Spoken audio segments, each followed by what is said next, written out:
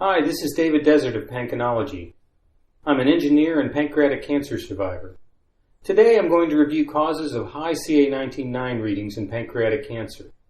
In some patients, CA19-9 can be used to monitor treatment progress. Before we can do that, we need to know what contributes to these readings. After this video, you'll understand that not all rises in CA19-9 are bad.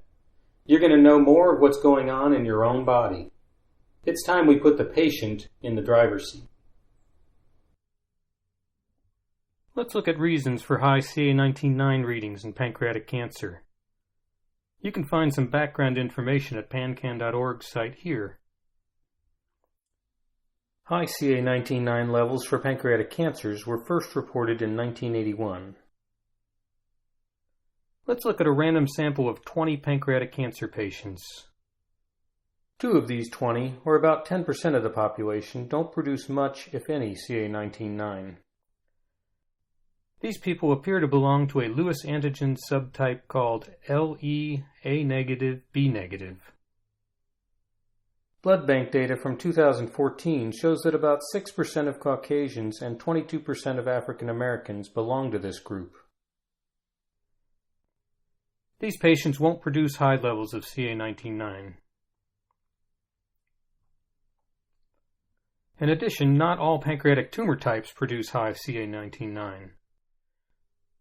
Neuroendocrine or PNET tumors and acinar or ACC tumors don't appear to produce high levels of CA19-9.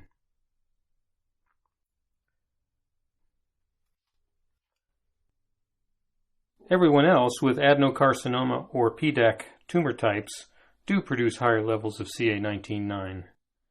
These patients may be able to track their tumor burden during treatments.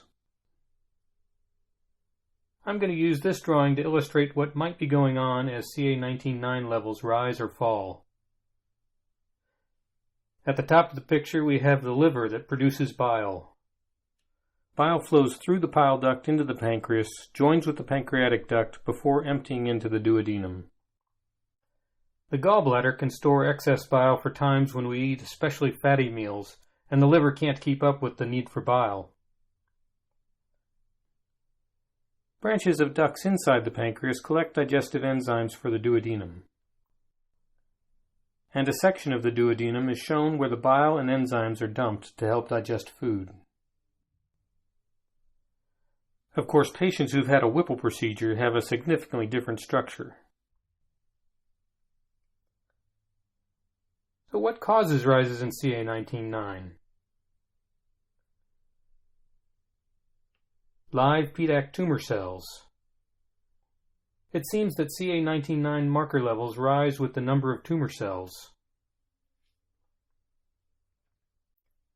Dead PDAC tumor cells. As we start an effective treatment, the CA19-9 levels can spike and then fall.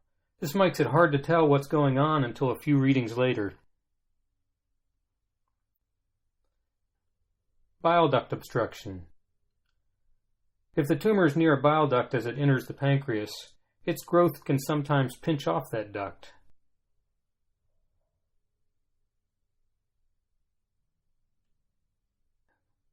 Bile duct infection or cholangitis, often caused by bacteria getting into the bile duct.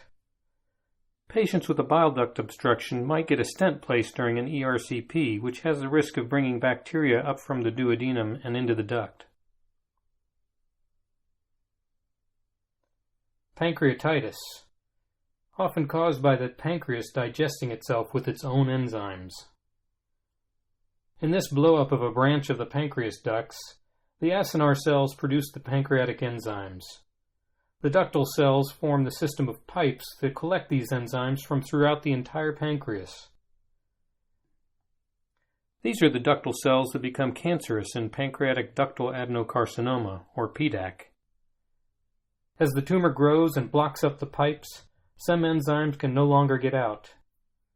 These misshapen ductal cells no longer hold the enzymes well, and some can leak out into the pancreas and start digesting it from the inside. That causes pancreatitis and a lot of pain.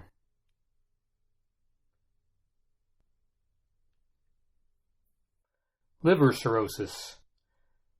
I mention this because of how often we have liver metastases.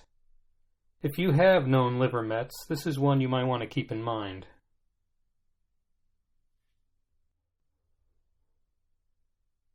So before I go on, I want you to notice that just about every cause listed has to do with duct cells. Liver bile duct cells and pancreatic enzyme duct cells. I feel like this can be important for later discussions on CA19-9. Now I'm going to list some other causes that I think are less likely to be causing weekly or monthly changes in CA19-9. Gallstones. Notice it also deals with the ducts. It's a blockage that's not in the main liver bile duct and not in the pancreas, but up by the gallbladder. Irritable bowel syndrome. We certainly have a lot of digestive problems, and I'm not sure that we could distinguish IBS from the rest of our GI problems. Cystic fibrosis, thyroid disease, and a host of other cancers. Fortunately, most of us aren't fighting two cancers at once.